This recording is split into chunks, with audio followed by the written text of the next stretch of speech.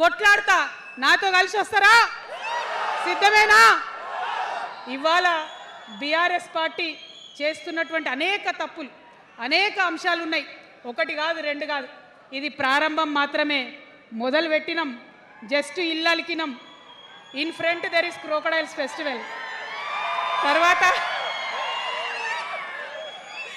తర్వాత చాలా చెప్పేది ఉంది, అప్పుడు చెప్దాం. ఇప్పుడు ఏం జరుగుతుంది ఈ రాష్ట్రంలో? ఒక కర్కోటకుడు ఆయన పరిపాలన జరుగుతుంది. బాధ అనిపిస్తుంది ఒక పొలిటికల్ లీడర్ని కర్కోటకుడు అనాలంటే. కానీ అనక తప్పని పరిస్థితి. ఎందుకంటే మొన్న ఖమ్మంలో వెలుగుమట్లలో అన్ని పర్మిషన్స్ ఉన్నాయి, అన్ని కాయిదాలు ఉన్నాయి.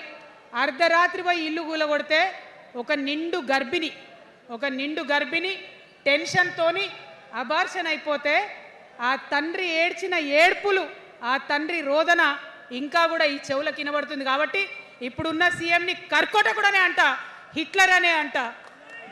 2 నెలల చిన్న పాప పసికందు కుమ్మెర గ్రామంలో చచ్చిపోతే ఇప్పటి వరకు కూడా కేసు పెడతలేరు. హోంమంత్రి కూడా ముఖ్యమంత్రే, ఆయనకు తీరిక లేదు పాపం.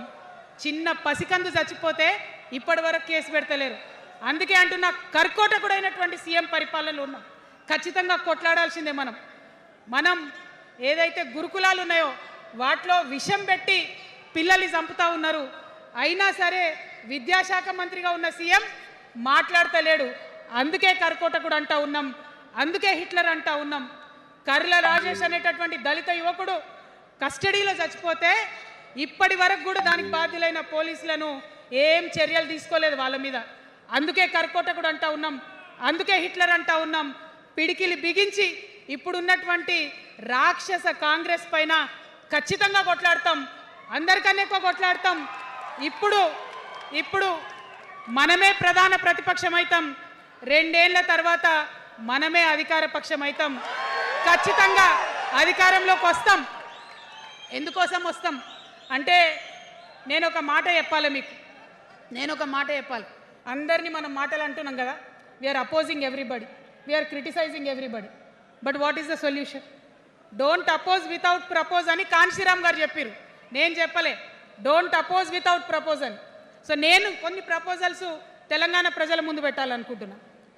నేను ఈ 3 పార్టీలు అధర్మంతో నిండిపోయినాయి, అవినీతితో నిండిపోయినాయి, బంధుప్రీతితో నిండిపోయినాయి, కుటుంబ అవినీతి పరిపాలనతో నిండిపోయినాయి.